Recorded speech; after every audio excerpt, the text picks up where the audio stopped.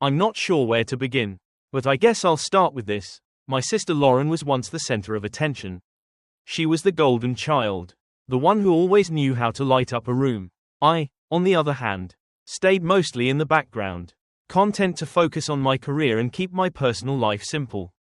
I never wanted kids, never imagined myself as a mother, and I certainly never expected to find myself sitting in a courtroom, fighting for custody of my nephew Jake, a boy I barely knew, but who had become my entire world. The day I found out Jake was in foster care, something inside me shifted. It was during a family reunion, one of those mandatory gatherings that always left me feeling more isolated than connected. My family had this unspoken rule that success meant marriage and children, not a career or personal accomplishments.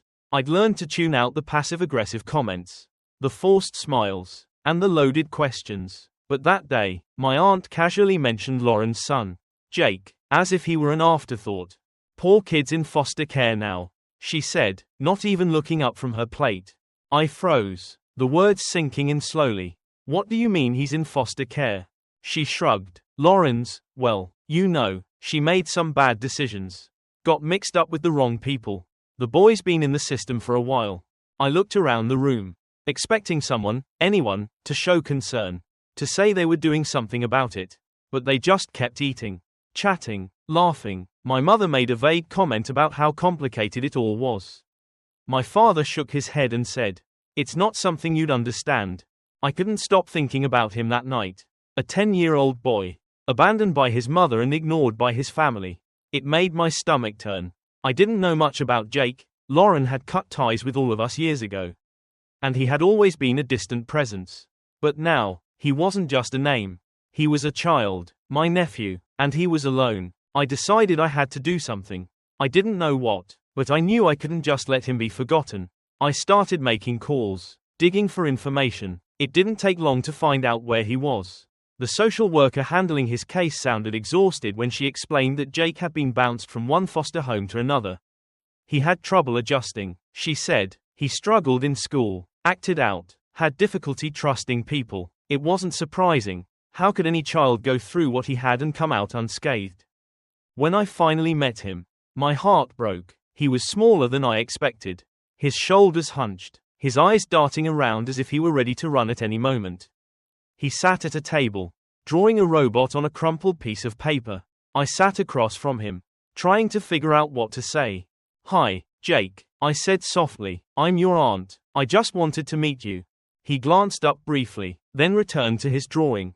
"Cool," he murmured, barely audible. I noticed the detail in his sketch, every line precise, every part of the robot meticulously designed.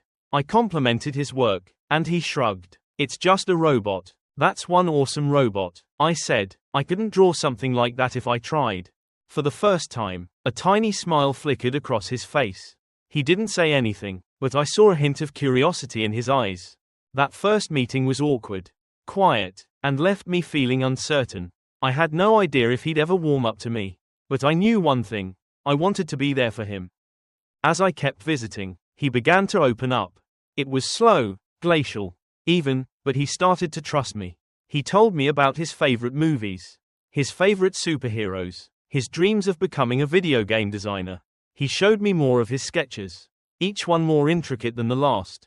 At one point, he mentioned his mom. She used to sing to me, he said, his voice soft. She smelled like strawberries. But then, she stopped. She stopped everything. I didn't know what to say, so I just nodded and let him talk.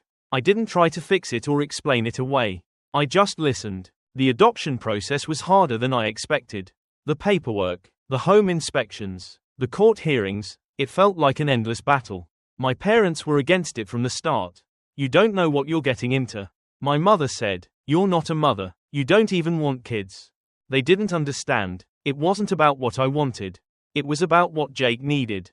Some of my friends supported me, but others questioned my decision. "Are you sure you can handle this?" one of them asked. "He's been through so much. He's going to need more than just a roof over his head." I knew that. I knew it was going to be hard. But every time I saw Jake, every time he looked up at me with those cautious, hopeful eyes, I knew I couldn't give up. We had our struggles. Jake had nightmares. He hoarded food in his room. He refused to unpack his suitcase for weeks, convinced that he would have to leave again. But we worked through it. I made him feel safe. I let him know he wasn't going anywhere. One night, after we had a pancake dinner, a complete disaster, with batter everywhere, but we laughed until our sides hurt. Jake asked if he could call me Mom. Only if you want to, I said, trying to keep my voice steady. He nodded. Yeah, I think I do. That moment made everything worth it. Every late night cry, every exhausting day of paperwork, every argument with my parents, none of it mattered. What mattered was Jake. He finally had a home, a family. He finally knew he was loved. As the days turned into weeks, Jake and I began to settle into a rhythm. It wasn't always smooth. He still struggled in school, especially when the lessons touched on family life or required group projects. I met with his teachers and the school counselor to figure out how to support him better. One teacher suggested integrating art into his studies since it was his strongest passion. So I bought more sketchbooks and colored pencils, and we worked together on projects that combined math problems with drawing or writing assignments that turned into comic strips. Little by little, he started to open up at school, just as he had at home. His drawings became more vivid and complex. One day he proudly showed me a series of sketches he'd been working on, a robot family that built cities together. Each character had a backstory. The father robot was an inventor. The mother robot kept the machinery running smoothly, and the kid robots explored new territories. I realized that in his own way, he was processing our new family dynamic. I hung the drawings on the fridge, and every time he walked by them, I could see a small smile flicker across his face. Not everyone was supportive, though. My parents still refused to speak to me. My mother sent one stinging email after another, accusing me of stealing Lauren's child and disrespecting the family. They couldn't see the joy Jake brought into my life, the progress he was making, or the bond we were building. I stopped trying to convince them and focused on what mattered, giving Jake the stability and love he needed. My friends were a mixed bag. Some were overjoyed and showed up with gifts, books, toys, art supplies, while others grew distant. One former close friend told me, "I just don't get why you'd upend your whole life for this. You didn't even want kids." She was right, I never did, but this wasn't about me. It was about Jake. He had been let down by everyone who was supposed to protect him. I couldn't change the past, but I could give him a better future. There were tough days, of course. Times when Jake withdrew and wouldn't talk, or nights when he woke up screaming from nightmares about being sent back to the foster home. I sat with him through every one of those moments, sometimes just holding his hand in silence until he calmed down. Eventually, he learned to trust that I wasn't going anywhere. One evening, we were sitting on the couch, watching a movie he had picked out, something about a boy who builds a robot friend.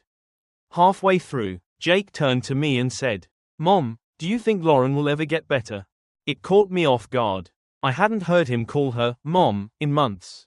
"I don't know," I said honestly. "I hope so, but no matter what happens, you're safe here. You don't have to worry about going back. You're home." He nodded and turned back to the screen. I could tell he was still thinking about it, but he didn't press further. That's how it often went. He'd bring up a big question, let it hang in the air, and then tuck it away. I just had to be there when he was ready to talk. A few months later, Jake entered his first school art competition. His teacher had encouraged him to submit a piece, and although he was nervous, he eventually agreed. The theme was, "Imagine your future," and Jake poured his heart into it. His drawing showed a massive city, full of sleek, futuristic buildings, with a giant robot standing at the center, holding hands with a smaller robot. When I asked him about it, he explained, "That's us. We're building a new world together." The drawing won first place. At the award ceremony, Jake walked up to the podium to accept his prize. His hands shook, and his voice wavered, but he managed to say a few words. "Art helps me say things I can't say out loud," he began, "and it helps me feel less alone." The applause that followed brought tears to my eyes, not just because of the award, but because I could see how far he had come. This boy who had been so guarded, so unsure of his place in the world, was finally finding his voice. I wish I could say everything became perfect after that, but life isn't a fairy tale. Jake still had tough days. There were still challenges, bullying at school, anxiety about the future, questions about his mother, but he had a foundation now, a place to call home. And as much as I helped him, he helped me too. He taught me patience, resilience, and the power of showing up every day, even when it's hard. We continued to build our lives together. One drawing, one conversation, one moment at a time. Every time he called me, Mom. Every time he laughed at one of my terrible jokes. Every time he came home with a new sketch and a shy smile. It reminded me why I had made that choice. I wasn't just giving him a home. I was giving him hope. And in return, he was giving me a new sense of purpose. We were a family, not the one I had expected, but the one I wouldn't trade for anything.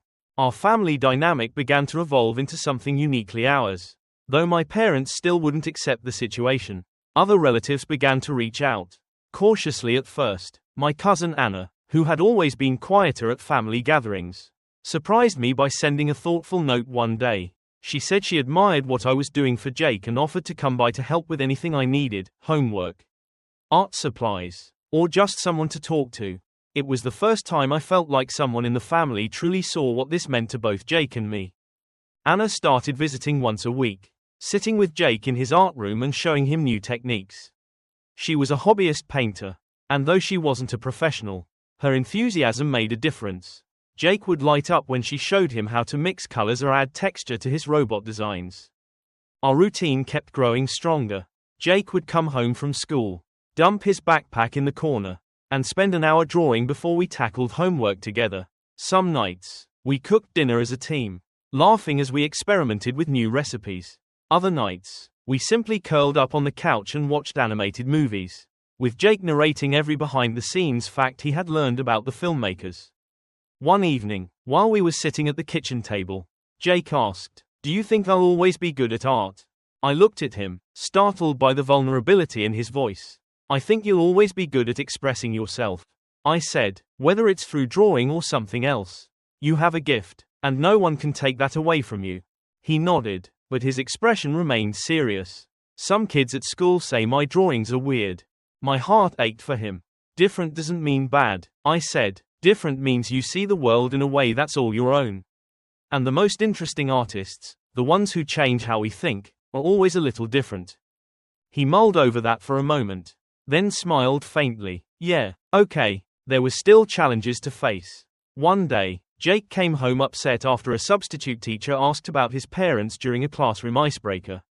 The question caught him off guard, and he froze, unable to answer. When he told me what happened, he was clearly embarrassed. "Everyone stared at me," he muttered, staring at his shoes. I knelt down to his eye level and said, "Jake, you don't owe anyone an explanation. What matters is what you know in your heart, that you have people who love you and a place where you belong." He nodded, and after a moment's hesitation, leaned in for a hug. It was one of the rare times he initiated that kind of contact. And it meant the world to me. Over time, the questions about his mother began to resurface. He would bring up little memories, a lullaby she sang, the smell of her perfume, and then quickly change the subject. I let him take the lead, never pushing for details. When he felt ready, he told me about the times she didn't come home, the nights he waited by the window hoping she'd walk through the door.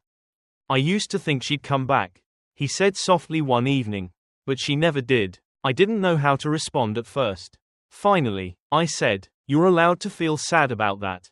It's okay to miss her, even if she wasn't there the way she should have been." He nodded, his face tight with emotion. "I just wish, I don't know, I wish she was different." "Me too," I admitted, "but what's important now is that you know you're not alone.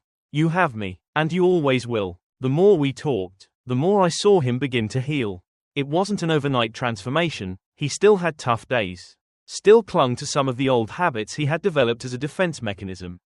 But bit by bit, he started to trust that this home, this family, was real and lasting. As the months passed, Jake began participating in local art shows.